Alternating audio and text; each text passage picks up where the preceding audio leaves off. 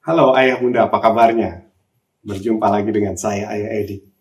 Kali ini saya ingin membahas sebuah pertanyaan. eh, Isinya begini kira-kira ya. Ayah Edi, apa saja sih efeknya kalau sampai anak saya salah pilih jurusan kuliah? Nah, ini menarik ini. Begini, biasanya, kebetulan anak saya kuliah dua-duanya, kemudian biasanya setiap kalau ada libur panjang, mereka pulang. Dan kalau pulang biasanya kita lakukan diskusi atau lebih tepatnya meeting ya.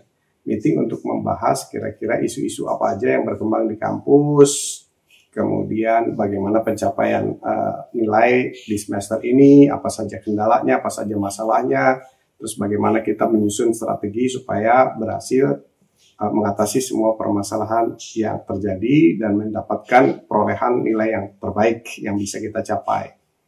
Nah, begini, satu ketika dalam sebuah diskusi bersama anak saya cerita begini, teman-teman di kampusnya saat ini, kebetulan saat ini adalah semester 4 ya, ada beberapa anak yang mengalami semacam drop semangat ya, spiritnya drop dalam belajar, dalam menyelesaikan tugas-tugas yang diberikan di kampusnya.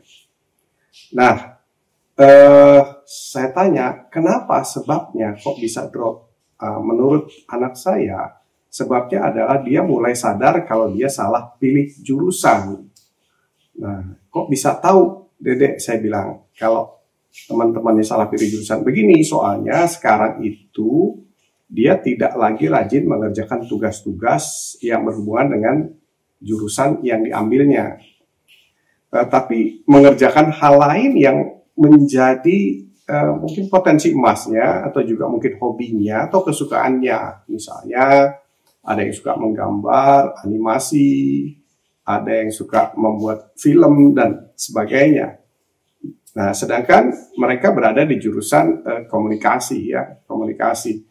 Tapi yang dikerjakan justru bukan tugas-tugas seperti itu, tapi tugas-tugas yang diberikan oleh dosen itu malah dikerjakannya seringkali terlambat atau tidak baik atau tidak sempurna.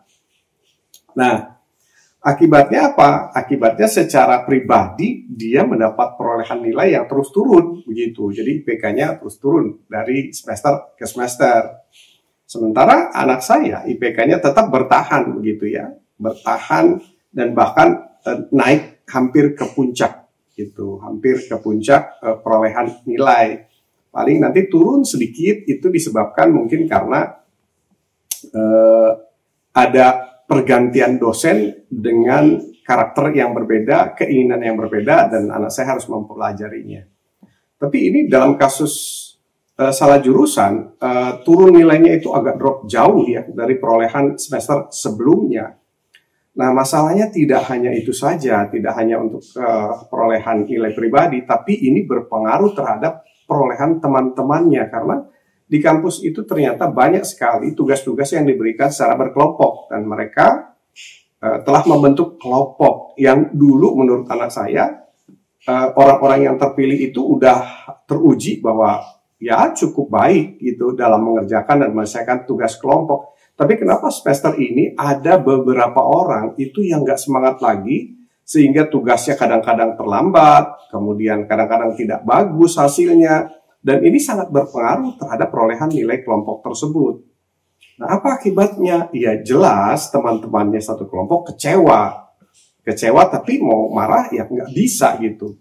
Yang ada mereka adalah berusaha untuk nanti semester depan akan menjauhi mahasiswa yang bersangkutan, jadi nggak diajak lagi dalam satu kelompok. Karena begini ya, saya mengajari anak-anak saya, nah dalam berstrategi untuk bekerja kita harus cari kelompok yang cocok dengan kita, yang punya komitmen seperti kita, supaya nanti kita bisa bekerja sama dengan baik. Nah, kalau misalnya ada satu anak yang tidak konsisten, tidak komit, kalau bisa jangan menjadi bagian dari kelompok kita. Nah, itu memang betul-betul dipegang oleh anak saya, termasuk teman-temannya juga. Jadi mereka memilih satu kelompok itu memang orang-orang yang pernah teruji di semester 1 dan semester 2. Akhirnya mereka dari kelompok-kelompok yang tidak merasa salah jurusan ini kecewa sekali ya dengan kinerja temannya ini, dan mereka berencana bahwa semester depan tidak akan pernah lagi mengajak yang bersangkutan berada dalam satu kelompok kerja. Nah, sebenarnya saya bilang sama anak saya, ini sebenarnya bukan kesalahan dia, bukan kesalahan dia, tapi sebuah kesalahan yang sistemik. Kalau bisa kita bantu ya, menenangkan dia, maksudnya dia ini adalah yang salah pilih jurusan, terus menjelaskan bagaimana cara solusinya, karena anak saya juga sering berdiskusi sama saya. Anak-anak yang seperti ini itu jangan dipersalahkan. Kalau bisa sih ditolong, kalau orang tuanya mau ditolong, bilang sama teman kamu, coba ngobrol sama ayahku gitu, atau enggak sampaikan ke orang tuamu, bicara sama ayah begitu, bagaimana mencari solusinya. Karena kalau dibiarkan nanti terus-menerus seperti ini, anak itu pasti yang pertama menderita, yang kedua pencapaian akademisnya akan turun. Kita nggak pernah tahu ya seberapa turun nanti sampai kelulusan. Kemudian dia akan dijauhi oleh teman-teman begitu, karena nggak ada teman-teman yang quote unquote ya berprestasi mau satu kelompok dengan dia. Nah, saya sebenarnya prihatin, begitu prihatin. Saya tidak menyalahkan yang bersangkutan, tapi saya katakan pada anak saya bahwa ini sebenarnya kondisinya kasihan ya, harus ditolong. Tapi kalau mau, kalau bisa, begitu.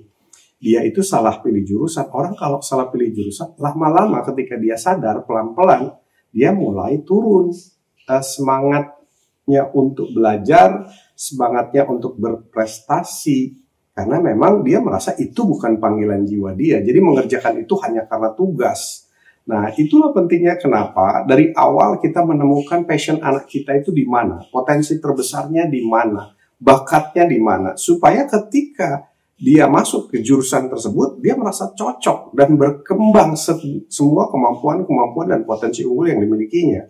Dan akhirnya berdampak pada banyak hal-hal baik yang akan dia capai selama masa kuliah dan mungkin sampai selesai nanti. Nah, mudah-mudahan kejadian ini tidak dialami oleh putra-putri ayah bunda, juga putra-putri ayah bunda yang lainnya. Nah, mudah-mudahan kita selaku orang tua bisa dari awal ya mencegah terjadinya hal-hal semacam ini.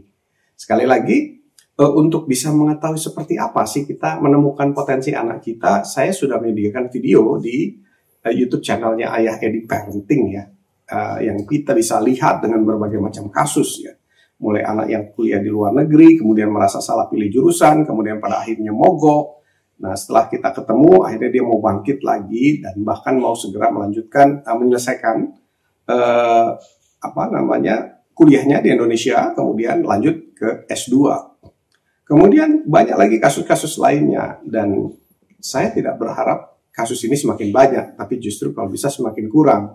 Mudah-mudahan melalui media yang sangat terbatas ini, YouTube ini, kita bisa sama-sama belajar untuk tidak lagi menjadikan anak kita salah pilih jurusan. Mungkin kita dulu pernah mengalami salah jurusan, dan ada yang konsultasi sama saya pernah berkata bahwa saya tidak ingin anak saya salah pilih jurusan seperti kami dulu berdua salah pilih jurusan. Nah, alhamdulillah kalau sampai ada orang tua yang menyadari hal ini, dan mudah-mudahan sih lebih banyak orang tua nanti yang akan menyadari hal ini.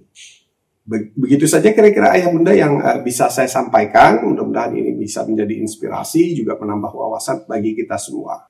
Terima kasih, sampai jumpa lagi. Bagi kita yang ingin berkonsultasi, silakan menghubungi WA 0812 18 18 4712.